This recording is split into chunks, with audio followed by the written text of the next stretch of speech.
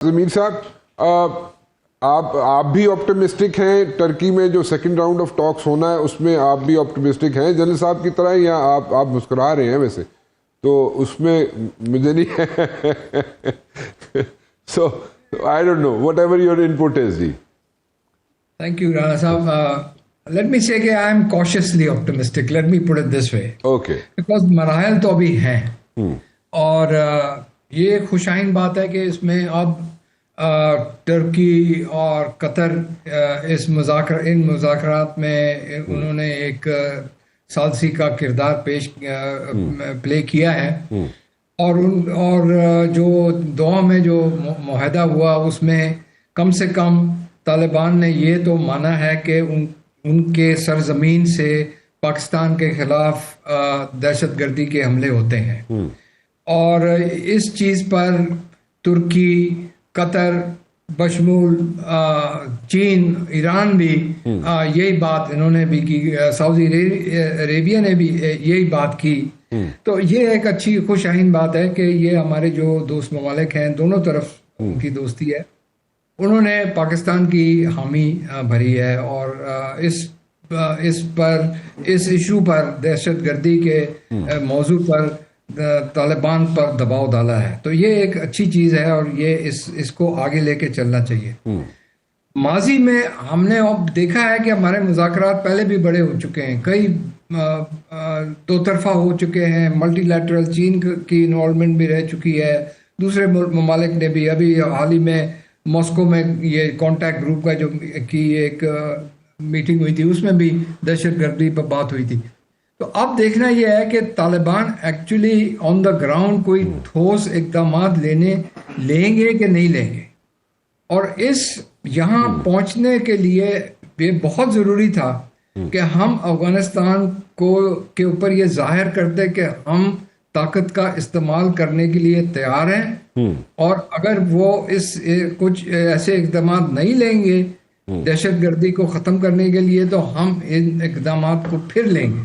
ٹھیک ہے, اور یہ ہمارا ہے کہ U N charter article 5 self defence اور انٹرنیشنل لا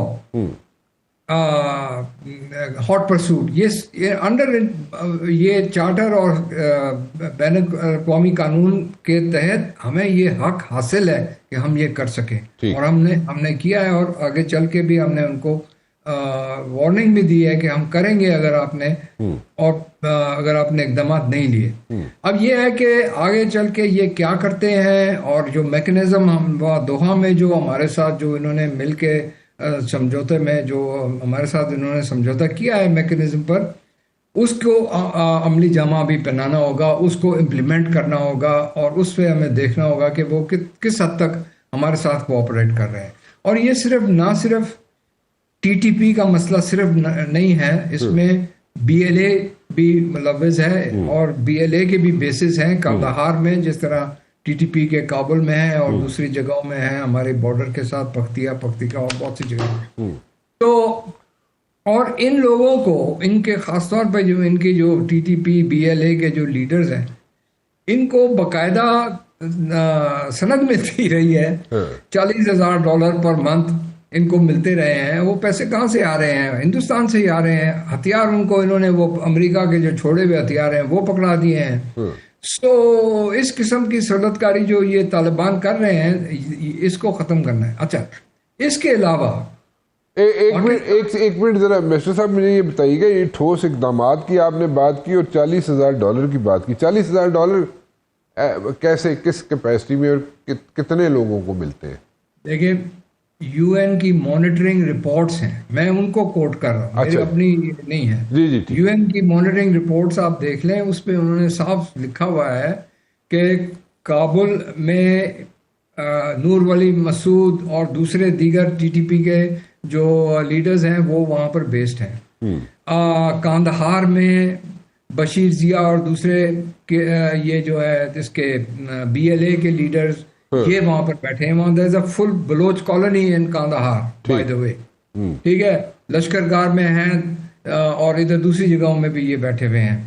تو ان کو یہ یو این کی رپورٹ وہ کہتی ہے کہ ان کو $40,000 ملتے ہیں ماہانہ, تو وہ پیسہ کہاں سے آ رہا ہے؟ تو یہ ایسی ساری جو چیزیں، یہ تو ہمارے پاس یہ ساری، ہمارے پاس یہ ثبوت، ہمارے پاس ہیں شواہد کہ یہ چیزیں ہو رہی ہیں، اور ہم نے طالبان کے ساتھ یہ سارے شواہد ان کو ہم نے دیے ہیں، ان کو ہم نے جگہیں بتائے ہیں جہاں پر یہ ان کے بیسز ہیں، جہاں سے یہ اٹیک کرتے ہیں. تو یہ ایسی نہیں ہے کہ ان کو پتہ نہیں ہے. لیکن میر صاحب واٹ آر دا چانسز کہ یہ وہاں سے جو بیسز ہیں ان کو افغان گورنمنٹ ان کو ختم کروا سکے گی یا کروائے گی؟ ان کو کروا سکتی ہے، کیوں نہیں کروا سکتی ہے اگر وہ چاہیں تو. دیکھیں شروع میں جب یہ آئے تھے نا اقدامات، جب انہوں نے اپنا اقدام سنبھالا تھا